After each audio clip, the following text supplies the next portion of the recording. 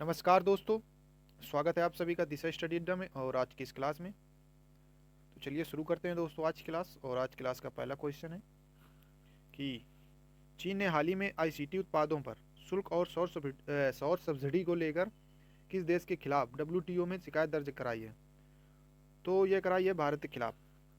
चलिए दोस्तों समझते हैं ये क्या है और चीन ने क्यों इस पर शिकायत दर्ज कराई है डब्ल्यूटीओ में भारत के खिलाफ। तो चीन ने दिसंबर 2025 में भारत के खिलाफ डब्ल्यूटीओ में शिकायत यानी डिस्प्यूट कांसलेशन रिक्वेस्ट दर्ज कराई है, जिसमें मुख्य रूप से दो मुद्दे शामिल हैं। पहला है कि आईसीटी उत्पाद पर लगाए गए शुल्क। तो आईसीटी क्या उत्पाद है, चलिए समझते हैं।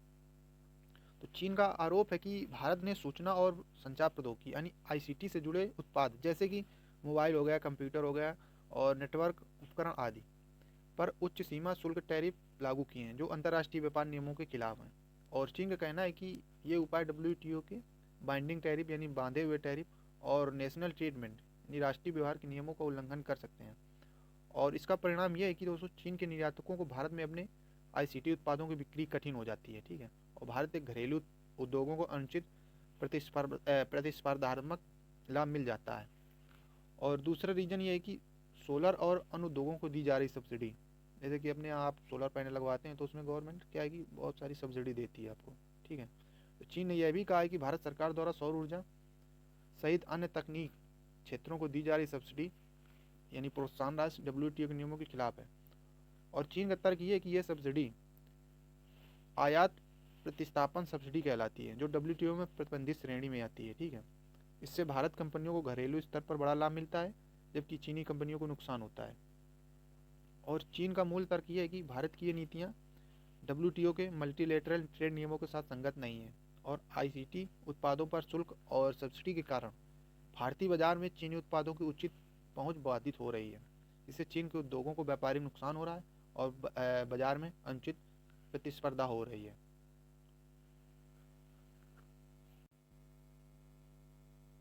दूसरा क्वेश्चन है दोस्तों कि अमेरिकी राष्ट्रपति ने हाल ही में किस वार्षिक रक्षा विधेयक पर हस्ताक्षर किए हैं जिसमें क्वाड और भारत के साथ रणनीतिक साझेदारी पर जोर दिया है।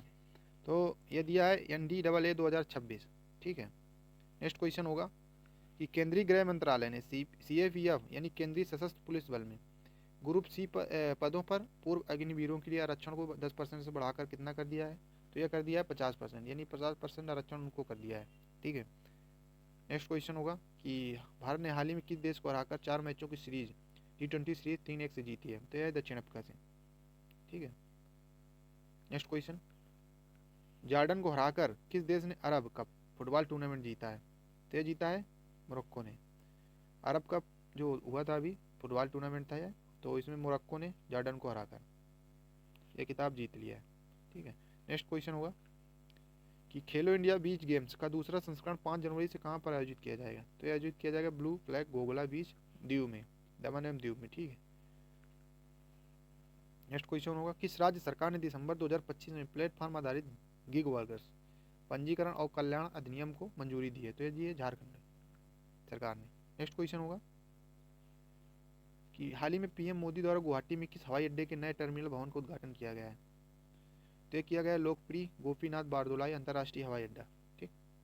नेक्स्ट क्वेश्चन होगा टर्नर पुरस्कार 2025 जीतने वाली पहली लर्निंग डिसेबल्ड कलाकार कौन बनी है। तो यह बनी है नैना कालू, ठीक है, जो कि ब्रिटेन की है।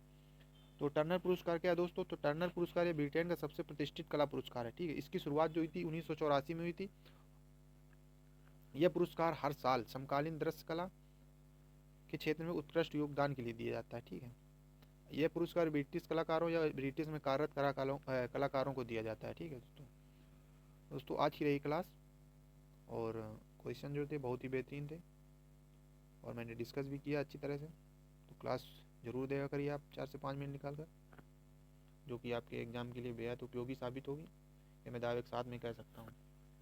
तो चलिए मिलते हैं कल फिर से एक नई क्लास में शानदार प्रश्नों के साथ में। तब तक पढ़ते रहिए आप लोग और मस्त रहिए।